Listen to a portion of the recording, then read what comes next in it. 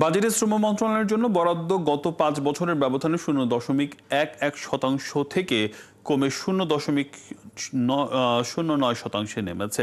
মঙ্গলবার রাজধানীর জাতীয় প্রেস ক্লাবের মিলনায়তনে বাংলাদেশ টেক্সটাইল গার্মেন্টস শ্রমিক ফেডারেশন আয়োজিত আলোচনায় এই তথ্য দেন সিপিটির গবেষণা পরিচালক ডক্টর গোলাম মোয়াজ্জেম। শ্রমিকদের কেমন বাজেট চাই শীর্ষক এই আলোচনায় বলা হয়, বাজেটে শ্রমিকদের ন্যায্য হিস্যা এখনো নেই। বাংলাদেশের অর্থনৈতিক উন্নয়নে শ্রমিকদের ভূমিকা সবচেয়ে বেশি, তাই দেশের বাজেটেও তাদের উল্লেখযোগ্য বরাদ্দ থাকতে হবে। রেশনিং সহ অনেক খাতে শ্রমিকদের জন্য বরাদ্দ বাড়াতে হবে। ফেডারেশনের সভাপতি মাহবুবুর রহমান ইসমাইলের সভাপতিত্বে আলোচনায় প্রধান অতিথি ছিলেন শ্রম সংস্কার কমিশনের চেয়ারম্যান সৈয়দ সুলতান উদ্দিন আহমেদ, বিকেএম এর সভাপতি মোহাম্মদ হাতেম, সাংবাদিক কাজী আজিজুল ইসলাম সহ অনেকেই।